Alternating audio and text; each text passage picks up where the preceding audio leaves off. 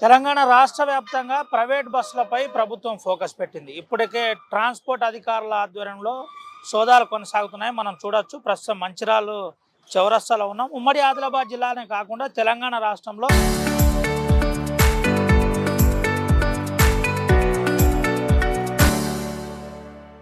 ఈ తనిఖీలు కొనసాగుతున్నాయి. మనం చూడొచ్చు.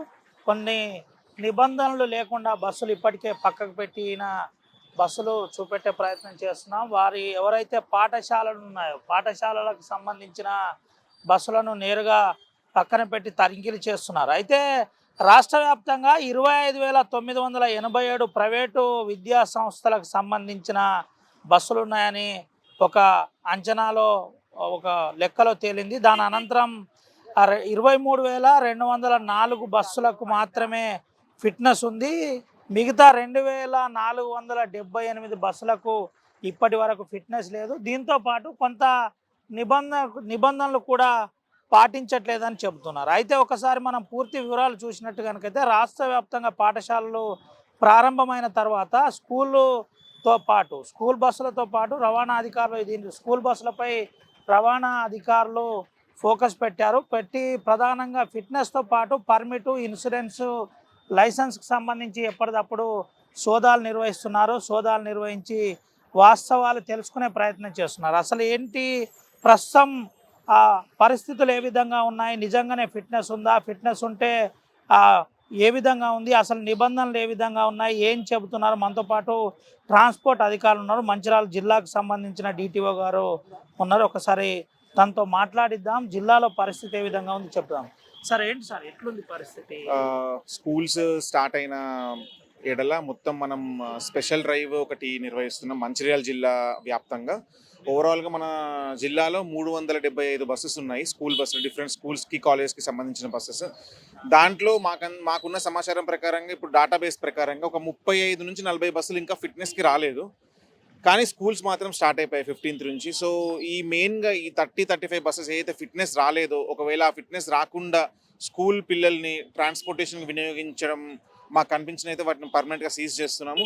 అది కాకుండా కూడా నార్మల్గా మనం ఫిట్నెస్ చేయించుకున్నప్పుడు ప్రతి పారామీటర్స్ ఎలా అయితే చెక్ చేస్తామో మళ్ళీ ఒకసారి స్పెషల్ చెకింగ్ కింద మనం వాళ్ళు పెట్టిన పారామీటర్స్ అంటే ఫైర్ ఎక్స్టింగ్విషర్ కానివ్వండి, మన ఇందాక ఫస్ట్ ఎయిడ్ బాక్స్ కానివ్వండి, లేకపోతే పిల్లలకి ఎమర్జెన్సీ ఎగ్జిట్ కాడ ఉండే హ్యామర్ పక్కకు కొందరు తీసేస్తున్నారు కొన్ని సిచ్యువేషన్స్ వల్ల. ఇట్లాంటివన్నీ మెయిన్ పారామీటర్స్ అన్ని మళ్ళీ చెక్ చేస్తున్నాము. అది కాకుండా మాకు వచ్చినప్పుడు డ్రైవర్ అప్పుడు వచ్చిన డ్రైవర్ మళ్ళీ నడుపుతున్నాడా, లేకపోతే కొత్త డ్రైవర్ ఏమైనా పెడుతున్నారా, ఎక్స్పీరియన్స్ ఉందా. ఎందుకంటే ఫిట్నెస్కి వచ్చినప్పుడు మనం ఎలా అయితే క్షుణ్ణంగా పరిశీలిస్తామో వాళ్ళు ఏమనుకుంటారంటే ఫిట్నెస్ వచ్చినప్పుడు మాత్రమే చూస్తారనుకుంటారు. అలా కాకుండా ఒక స్పెషల్ డ్రైవ్ కింద, సర్ప్రైజ్ చెక్స్ కింద ఇలా చెక్ చేయడం వల్ల మనకు ఓవరాల్గా అసలు వీళ్ళు సేమ్ పారామీటర్స్ సంవత్సరం మొత్తం ఫాలో అవుతున్నారా లేదా, లేకపోతే తూతు మంత్రంగా అప్పుడే వచ్చి మళ్ళీ తీసేస్తున్నారని ఒక స్పెషల్ చెకింగ్ కూడా చేస్తున్నాము. ఇంకోటి ఏంటంటే ఇంతవరకు కూడా మరి ఆ బస్సెస్ వాళ్ళు స్క్రాప్కి ఇవ్వడమో లేకపోతే వాళ్ళు అమ్మేయడమో వాళ్ళు ఎలా అయినా చేసుకోనివ్వండి, మనకు 30 నుంచి 35 బస్సులు ఇంకా రాలేదు ఫిట్నెస్కి. అవి రాకుండా తిరిగినట్టయితే పర్మనెంట్గా సీజ్ చేసి వాటి పర్మిట్ కూడా రద్దు చేస్తాము. ఇప్పుడే కొన్ని బస్సెస్ మళ్ళీ ఇంకోటి ఎలా ఉంటుందంటే కొన్ని బస్సెస్ని వాళ్ళకి మనం ఒక జిల్లాలో వాళ్ళు ఒక ఫిట్నెస్ చేసుకున్నట్టయితే ఒక 30 కిలోమీటర్ల సరౌండింగ్లో మాత్రమే వాళ్ళు వాళ్ళకి ఎలిజిబిలిటీ ఉంటుంది. ఇంతకుముందే మాకు ఒక బస్సు కనిపించింది, హైదరాబాద్లో ఫిట్నెస్ అయిన బస్సు ఇక్కడ తిరగడం వల్ల దాని పర్మిట్ కూడా రద్దు చేశారు మా ఇన్స్పెక్టర్ సార్. సో ఇలా కొన్ని పారామీటర్స్ మెయిన్గా ఫోకస్ చేస్తున్నాం మేము. ఓవరాల్గా 25 to 30 పారామీటర్స్ ఉంటాయి మనం ఒక బస్సులో చెక్ చేసేవి. ముఖ్యంగా దాంట్లో ఇప్పుడు చాలామంది మేము రెగ్యులర్గా ఇన్స్పెక్షన్స్ అప్పుడు చూసినప్పుడు 4 విషయాలలో చాలామంది తప్పుదోవ పడుతున్నారు. ఏంటంటే ఫిట్నెస్కి వచ్చినప్పుడు ఎక్స్టింగ్విషర్ ఉంటుంది, ఫిట్నెస్కి వచ్చినప్పుడు ఫైర్ మన సేఫ్టీ బాక్స్ ఉంటుంది, ఫిట్నెస్కి వచ్చినప్పుడు సిలిండర్ మన ఎమర్జెన్సీ ఎగ్జిట్ కింద రాసి ఉంటుంది, కానీ మళ్ళీ వచ్చినప్పుడు మాత్రం ఉండట్లేదు. అంటే మీరు ఫిట్నెస్కి వచ్చినప్పుడు బాగా పెట్టుకొని తర్వాత తీసేయడం అది పద్ధతి కాదు. ఎందుకంటే ఎప్పుడు ఏమయ్యేది కూడా తెలియదు. అలాంటప్పుడు మనం ప్రతి పారామీటర్ని మీరు సంవత్సరం మొత్తం కూడా చెక్ చేయాలి. అండ్ మీ ద్వారా ఒక మంచిర్యాల స్కూల్ యాజమాన్యాలకు చిన్న అపీల్ చేయాలనుకుంటున్నాము. మన మోటార్ వెహికల్ యాక్ట్ చట్టం ప్రకారంగా మనకు ఒక కమిటీని ఏర్పాటు చేసుకోవాలి. ప్రతి స్కూల్ యాజమాన్యం ఒక కమిటీని ఏర్పాటు చేసుకోవాలి.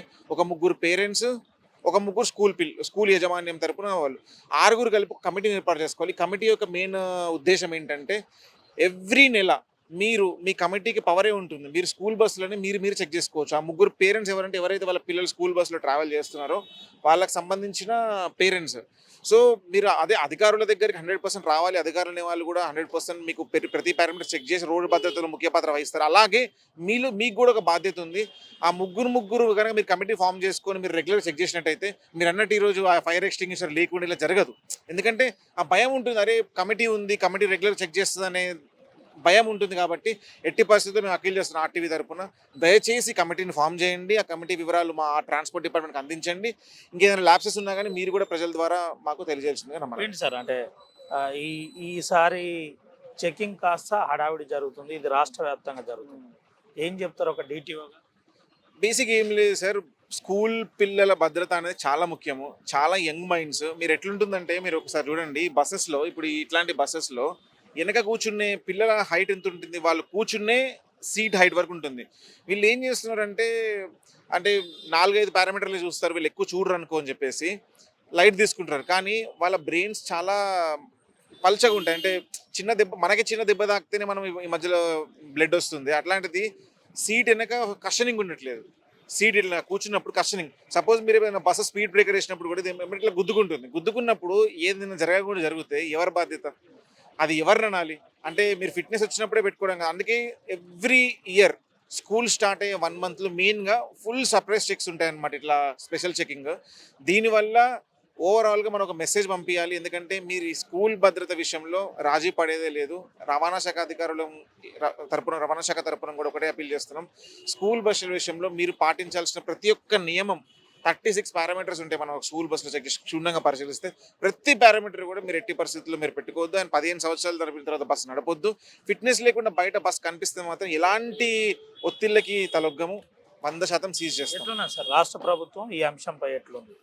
రాష్ట్ర ప్రభుత్వం చాలా సీరియస్‌గా ఉందండి. ఎందుకంటే మాకు ఫస్ట్ నుంచి కూడా మే నుంచి కూడా సెపరేట్ దీని మీద స్కూల్ బసెస్ విషయంలో ప్రతిదీ మీరు చాలా నీట్‌గా ప్రతి ఒక్క ఈవెన్ ఎవ్రీ పారామీటర్ క్షుణ్ణంగా చూడాలని చెప్పి అప్పుడు పారామీటర్స్ ఇచ్చారు.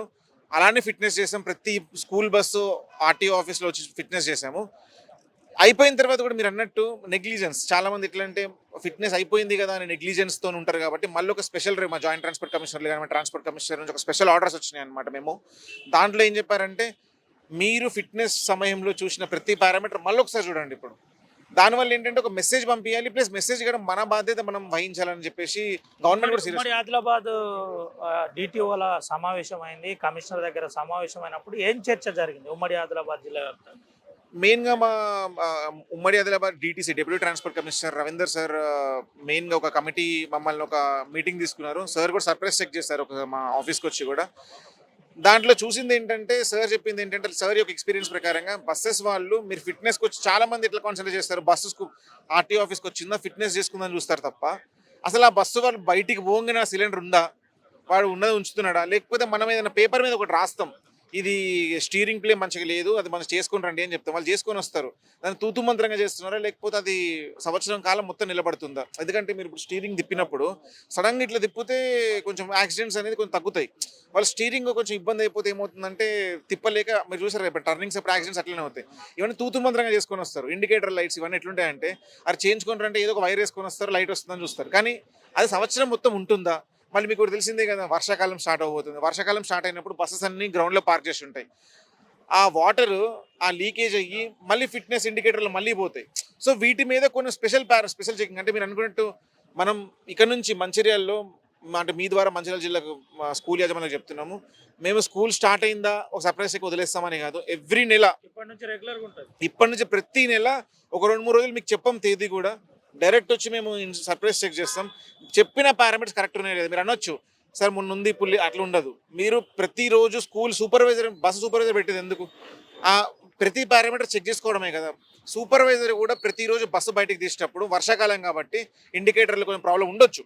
జనరల్‌గా వచ్చే ప్రాబ్లం. కానీ చెక్ చేసుకొని మీరు పంపించాల్సిన బాధ్యత మీది. ఉమ్మడి ఆదిలాబాద్ జిల్లా వ్యాప్తంగా ఎన్ని బస్సులు ఉండొచ్చు సార్? ఉండొచ్చా? 1600 నుంచి 2000 ఈజీగా ఉంటుంది. ఎందుకంటే ఉమ్మడి ఆదిలాబాద్‌లో మనం ఇప్పుడు మా ట్రాన్స్‌పోర్ట్ డిపార్ట్మెంట్ ఉమ్మడిలో డివైడ్ చేస్తే నిర్మల్, ఆసిఫాబాద్, మంచిర్యాల, ఆదిలాబాద్ ఈ 4 జిల్లాల్లో కలిపి అరౌండ్ మనకొక 1500 బస్సుల వరకు ఉండొచ్చండి. ఇప్పుడు నేను ఈ జిల్లా తరపున అయితే 375 బస్సుల ఫిట్‌నెస్‌కి న్యాయకత్వం వహిస్తున్నాను. ఇప్పుడు మా మా డిటిసి సార్ ఓవరాల్ 4 జిల్లాలకి ఆ, పూర్తిగా సూపర్విజన్ చేస్తున్నారు సార్. సో ఇప్పుడైతే మన జిల్లా వ్యాప్తంగా అయితే ఒక 35 బస్సులు రాలేదు. మీరు కూడా అప్పీల్ చేయండి. మీరు ఏ బస్సు అయితే రాలేదు ఆ బస్సు వచ్చి ఫిట్నెస్ చేసుకోవాల్సిందిగా అప్పీల్ చేస్తున్నాను. Thank you. ఇది పరిస్థితి. ఉమ్మడి ఆదిలాబాద్ జిల్లా వ్యాప్తంగా 1600 నుంచి 2000 బస్సులు ఉండొచ్చని అధికారులు ఒక అంచనా వేస్తున్నారు. నిజానికి అఫీషియల్గా 1700 బస్సులు ఉన్నాయి. దాంట్లో ఫిట్నెస్ కానివి చాలా మేరకు ఉన్నాయని చెప్పారు.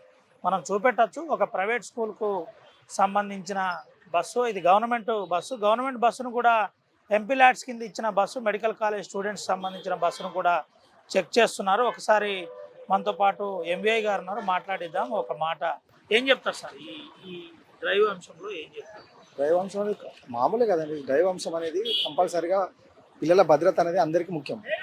కాబట్టి భద్రత లేని వాహనాలలో తల్లిదండ్రులు కూడా బాధ్యతగా అటువంటి వాహనాలలో నడపకుండా జాగ్రత్త తీసుకోవాల్సిన బాధ్యత వాళ్ళది ఉంటుంది. ఇట్ సేమ్ టైం మాది ఏంటంటే బండి సరిగ్గా ఫిట్నెస్ లేని వాహనాలు రోడ్డు పైన రావడం వల్ల ఏదైనా జరగకూడదు జరిగితే ఇబ్బంది అవుతుంది పిల్లలకు. దాని కొరకు మేము అంటే పిల్లలకి ఏమి ఇబ్బంది కలగకుండా పిల్లలను ఒకవేళ బండి ఆపినా పిల్లలను వాళ్ళ స్కూల్లో చేర్చిన తర్వాతనే బండిని సీజ్ చేయడం జరుగుతుంది. ఒక నిబంధనలకు విరుద్ధంగా ఉంటే బండిని సీజ్ చేసే పరిస్థితి ఉంటే పిల్లలకు ఇబ్బంది లేకుండా పిల్లలను స్కూల్ టైం అయిపోయాక ఇంటి దగ్గర దింపడం కానీ, స్కూల్కి పోయేటప్పుడు స్కూల్లో దింపడం కానీ, దాని తర్వాతనే వాళ్ళకు సరైన చర్యలు తీసుకొని వాళ్ళ బండిని సీజ్ చేయడం జరుగుతుంది. ఇది భద్రత అనేది ఒక్కరిదే కాదు, అందరికి సంబంధించిన విషయం కాబట్టి అందరం కూడా చిన్నపిల్లలు దైవత్వం సమానం కాబట్టి వాళ్ళ టేక్ కేర్ చేయడానికి గవర్నమెంట్ బాధ్యతగా మేము ఈ కార్యక్రమం చేయడం జరుగుతుంది. చిన్నపిల్లలు దైవంతో సమానం కాబట్టి భద్రత అనేది ప్రతిదీ మనం గమనించాలి, పరిశీలించాలి. దీంతో పాటు పూర్తి స్థాయిలో పర్ఫెక్ట్గా ఉండేటట్టు చూడాలి. మనం చూపెట్టచ్చు. మరో కృష్ణవేణి సంబంధించిన బస్సు కూడా చెక్ చేస్తున్నారు. ఒకసారి మరో ఎంబీఐ గారు ఉన్నారు, లక్ష్మణ్ గారితో కూడా మాట్లాడించే ప్రయత్నం చెప్తారు. ఏం చెప్తారు సార్ చివరిగా పాఠశాలల యాజమాన్యులకు మీరు ఏం చెప్తారు? స్టూడెంట్స్ బాధ్యత అనేది ప్రతి ఒక్కరిది, అంటే యాజమాన్యం తల్లిదండ్రులది, ఇద్దరి బాధ్యత అది. స్టూడెంట్ బస్సెస్లో స్టూడెంట్స్ ఓవర్లోడ్ వెళ్తున్నారా లేదా, సీట్స్ వరకే తీసుకెళ్తున్నారా లేదా, ప్రతి ఒక్క స్టూడెంట్స్ తల్లిదండ్రులు అబ్జర్వ్ చేసుకొని వెళ్ళే విధంగా చూసుకోవాల్సి వస్తుంది. మేము డ్రైవ్ చేస్తూనే ఉంటాము. కాకపోతే మేము డ్రైవ్ చేసినప్పుడు ఒకవేళ అధిక లోడ్ అంటే కెపాసిటీని మించి స్టూడెంట్స్ని తీసుకెళ్ళినట్లయితే కేసు రాసి సీజ్ చేసే అవసరం వస్తుంది. అందుకే ప్రతి ఒక్కరూ నియమ నిబంధనలు అంటే బస్సులో ఫస్ట్ ఎయిడ్ కిట్ ఉండాలి, అదేవిధంగా ఫైర్ ఎక్స్టింగ్విషర్ ఉండాలి, అదేవిధంగా అటెండర్ ఉండాలి. ఈ తల్లిదండ్రులు చూసుకోవాల్సింది మెయిన్, అటెండర్ ఉన్నారా లేదా కంపల్సరీ చూసుకొని అటెండర్ ఉంటేనే పిల్లల్ని అంటే స్టూడెంట్స్ని స్కూల్స్కు పంపించాల్సిందిగా కోరుతున్నాను. Thank you. ఇది పరిస్థితి. పిల్లల అంశంలో చాలా సీరియస్గా ట్రాన్స్పోర్ట్ అధికారులు తీసుకుంటున్నారు. డిటిఓతో పాటు ఎంబీఐలు చాలా స్పష్టమైన అంశం చెప్తున్నారు. ఎక్కడ కూడా నిబంధనలు కనుక అతిక్రమిస్తే చాలా కఠినంగా ఉండబోతుందని చెబుతున్నారు. ఖచ్చితంగా ఈసారి ప్రతి నెల డ్రైవ్ ఉండబోతుంది. ఆ డ్రైవ్ పిల్లలకు సంబంధించిన సేఫ్టీ మేజర్స్ 36 సేఫ్టీ మేజర్స్ ఉంటాయి. ఆ 36 సేఫ్టీ మేజర్స్లో ఫస్ట్ ఎయిడ్ కిట్తో పాటు డ్రైవర్తో పాటు తన అనుభవంతో పాటు డ్రైవింగ్ లైసెన్సు, పొల్యూషన్ పర్మిటు, దీంతో పాటు ప్రధానమైన నిబంధనలు ఏదుందో తెలంగాణ రాష్ట్ర ప్రభుత్వం ఇచ్చిన నిబంధనల ప్రకారం కనుక బస్సు లేకపోతే, ప్రధానంగా ఫైర్ సేఫ్టీకి సంబంధించిన అంశం కనుక కరెక్ట్ లేకుంటే చాలా కఠినంగా వ్యవహరించబోతున్నామని చెబుతున్నారు. ఇప్పటికైనా స్కూల్ యాజమాన్యులు, ప్రైవేట్ స్కూలు యాజమాన్యం తీరు మారి పిల్లల అంశంలో చాలా సున్నితంగా ఆలోచించి నిర్ణయం తీసుకోవాలని ఆ డిటిఓతో పాటు అధికారులు చెబుతున్నారు. ఏది ఏమైనప్పటికీ ఉమ్మడి ఆదిలాబాద్ జిల్లా వ్యాప్తంగా మనం చూసినట్టు కనుకైతే ఆసిఫాబాద్ జిల్లాలో 255 బస్సులు ఉన్నాయి. అటు ఆదిలాబాద్ జిల్లాలో 425 బస్సులు ఉన్నట్టు చెప్పింది. అక్కడ కూడా కొన్ని బస్సులు దాదాపుగా 50 బస్సులు ఫిట్నెస్కి రాలేదు. ఆసిఫాబాద్ జిల్లాలో 45 బస్సులు రాలేదు. కొంత మేనేజ్ చేసే ప్రయత్నం పోయిన సంవత్సరం లాగానే ఈ సంవత్సరం కూడా ఉంటుందేమో అని కొంత నిర్లక్ష్యం వహిస్తున్న వారికి చాలా క్లియర్గా ఆ ట్రాన్స్పోర్ట్ కమిషనర్ ఒక్క విషయం చెప్తున్నారు. ఈసారి ఎట్టి పరిస్థితుల్లో డ్రైవ్ పక్కాగా ఉంటుంది. ఆ పక్కా ఉండే ఏది దొరికినా సీజ్ చేస్తాం, సీజ్ చేసిన అనంతరం ఏది చెప్పినా నడవదు అని సిస్టమేటిక్గా చెప్పే ప్రయత్నం చేశారు. అటు నిర్మల్ చూస్తే 350 పైచిలకు బస్సులు ఉన్నాయి. ఇప్పటికే 25 బస్సులు ఫిట్నెస్కి రావాల్సి ఉన్నాయి, అవి రాలేదు. నిబంధనల ప్రకారం ఇంకా ఒకవేళ కనుక ఇట్లనే ఉంటే చాలా సీరియస్గా లొకేట్ చేసి వాటిని గుర్తించే ప్రయత్నం చేస్తామని చెప్తున్నారు. ఆదిలాబాద్ జిల్లాలో 400 బస్సులకు గాను ఇప్పటికే ఎప్పటికప్పుడు డ్రైవ్ చేస్తున్నారు, చెక్ చేస్తున్నారు.